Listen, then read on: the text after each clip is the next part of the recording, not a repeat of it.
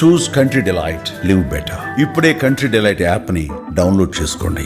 నమస్తే, welcome to Suman TV. Janasena అధ్యక్షుడు, Andhra Pradesh deputy CM Pawan Kalyan మీద ఒక కుట్ర జరుగుతోంది.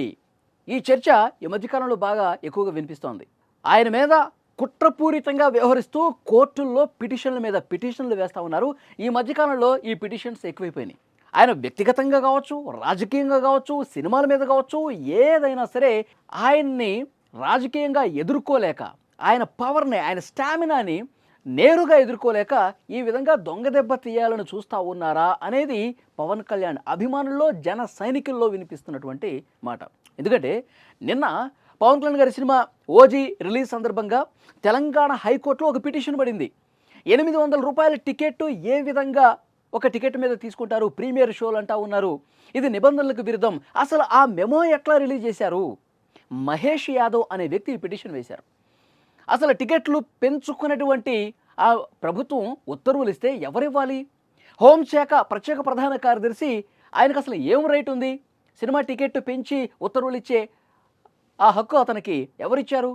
ఇస్తే పోలీస్ కమిషనర్ ఇవ్వాలి, లేదంటే జిల్లాలో అయితే జాయింట్ కలెక్టర్ ఇవ్వాలి. కానీ హోంశాఖ ఏ విధంగా ఇస్తుంది? అంటే పవన్ కళ్యాణ్ గారి సినిమాను ఇబ్బంది పెట్టడానికి, అసలు రిలీజ్ కాకుండా చేయటానికి ఏదో ఒకటి క్రియేట్ చేయడం కోసం ఇలాంటివి కోడిగుడ్డు మీద ఏకలు పీకుతారు చూడండి. అది ఏం దొరుకుతుందా? ఏ చిన్నపాటి టెక్నికల్ ఇష్యూ దొరుకుతుందా? పవన్ కళ్యాణ్ సినిమాని ఇబ్బంది పెడదాం, పవన్ కళ్యాణ్ ఇబ్బంది పెడదాం, పవన్ కళ్యాణ్ నిర్మాతలను ఇబ్బంది పెడదాం, ఇలాంటి వ్యవహారమే కనిపిస్తోందండి. నిన్న తెలంగాణ హైకోర్టు ఇచ్చినటువంటి ఒక తీర్పుతో అభిమానులు షాక్ అయిపోయారు. వాళ్ళు టికెట్లు కొనుక్కున్నారు. ఓజీకి ఎంత హైప్ ఉంది, ఎంత ఫీవర్ ఉందో తెలుసు కదా. వాళ్ళు సినిమా టికెట్ కొనుక్కొని ఎప్పుడెప్పుడు తెర మీద గ్యాంగ్స్టర్ పవన్ కళ్యాణ్ గంభీర పాత్రలో, ఓజస్ గంభీర పాత్రలో ఆయన ఎప్పుడెప్పుడు చూద్దామని చెప్పి ఫ్యాన్స్ కొన్ని రోజుల నుంచి వెయిట్ చేస్తూ ఉన్నారు. ఒక్కసారిగా హైకోర్టు తీర్పుతో షాక్ అయిపోయిన పరిస్థితి ఉంది. ఆ తర్వాత అందరూ టికెట్లు కొనేసుకున్నారు కాబట్టి ఆ థియేటర్ దగ్గర హంగామా, ఆ బొమ్మ పడింది, అందరూ చూశారు. సినిమా సూపర్ హిట్ కూడా అయింది. నేపథ్యంలో ఫ్యాన్స్ హంగామాకి, వాళ్ళ ఉత్సాహానికి ఇంకా అడ్డేసేది ఏం లేకుండా పోయింది.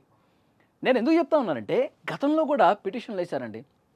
మళ్ళీ ఆ పిటిషన్లు వేసింది ఎవరు? గత పిటిషన్ల గురించి చెప్తున్నాను. ఆంధ్రప్రదేశ్లో రిటైర్డ్ ఐఏఎస్ విజయ్ కుమార్ గారు, తర్వాత రిటైర్డ్ రైల్వే ఎంప్లాయ్ కొండలరావు, వీళ్ళు వేసినటువంటి పిటిషన్ అంశాలు ఏంటో తెలుసా? పవన్ కళ్యాణ్ గారి ఫోటో ఆంధ్రప్రదేశ్ ప్రభుత్వ కార్యాలయాల్లో ఎందుకు పెడతా ఉన్నారు?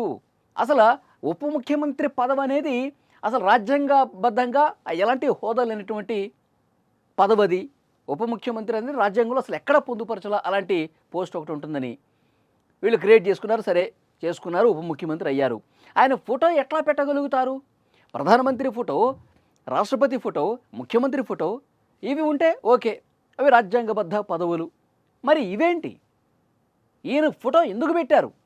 పెట్టాల్సిన అవసరం ఏమిటి అని కోర్టుకు వెళ్తే కోర్టు కూడా మొట్టికేలేసింది.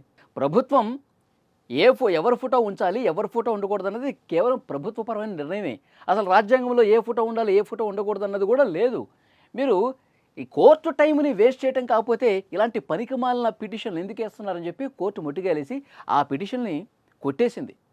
ఇంకొక వ్యక్తి అంటాడు, ఇంకో పిటిషన్, ఈయన ఉప ముఖ్యమంత్రిగా ఉన్నాడు, ప్రజల కోసమే పనిచేయాలి, సినిమాలు ఎందుకు తీస్తూ ఉన్నాడు? వేరే రూపంలో ఆదాయం ఎట్లా సంపాదిస్తాడు? ఇలాంటి పిటిషన్లు ఎవరైనా వేస్తారండి? ఎన్టీ రామారావు గారి దగ్గర నుంచి అప్పటి నుంచి సినిమాలు చేస్తున్నారు కదా. సినిమాల్లో ఉన్నవాళ్ళు, రాజకీయాల్లో ఉన్నవాళ్ళు సినిమాలు చేయటం ఎప్పటి నుంచో ఉంది కదా. అప్పుడే కోర్టు అలాంటి పిటిషన్లు కొట్టేసింది. దాన్ని ఉదాహరిస్తూ ఇలాంటి పనికిమాల పిటిషన్లు వేయొద్దని చెప్పి చాలా స్పష్టంగా కోర్టులు కూడా హెచ్చరించిన పరిస్థితుంది. ఎక్కడ వినట్లా. ఇది కేవలం ఒకటే ఉద్దేశం, పవన్ కళ్యాణ్ ఇబ్బంది పెట్టాలి, పవన్ కళ్యాణ్ వల్ల మా పార్టీ ఓడిపోయింది కాబట్టి పవన్ కళ్యాణ్ అడుగడుగున అడ్డుకోవాలి, పవన్ కళ్యాణ్ మీద ఏదో రూపంలో కక్ష సాధించాలని ఒక పార్టీ వెనక ఉండి నడిపించి ఇలాంటి వాళ్ళందరి చేత పిటిషన్లు వేయించి ఇబ్బంది పెట్టే కార్యక్రమం చేస్తోంది. కానీ నిజాయితీగా ఉన్నవాడు దేనికి భయపడ్డు, నిజమే ఇప్పుడు గెలుస్తుంది, న్యాయమే గెలుస్తుందన్న విధంగా ఎన్ని పిటిషన్లు వేసుకున్నా పవన్ కళ్యాణ్ గారికి వ్యతిరేకంగా అవన్నీ కూడా కోర్టులు కొట్టేస్తూ ఉన్నాయి. పవన్ కళ్యాణ్ గారికి అనుకూలమైనటువంటి తీర్పులు వస్తూ ఉన్నాయి. కానీ ఒకటి మాత్రం అభిమానులు చాలా స్పష్టంగా చెప్తున్నారు, దీని వెనక ఒక కుట్ర జరుగుతోంది, అడుగడుగున ఇబ్బంది పెట్టే కుట్ర జరుగుతోంది 100%. ఎన్ని కుట్రలైనా చేసుకోండి, గెలిచేది పవరే అని చెప్తున్నారు. ఈ వరుస పిటిషన్లు ఎలా చూస్తారు? ఈ వీడియో చూస్తున్న వాళ్ళు రియాక్ట్ అవ్వండి. పవన్ కళ్యాణ్ మీద ఒక కుట్రపూరితంగా పెడుతున్నటువంటి ఈ పిటిషన్లని మీరు ఏ విధంగా చూస్తారు? ఆయన నిజంగా ఇలాంటి పిటిషన్లతో అడ్డుకునే పరిస్థితి ఉందా? Please comment.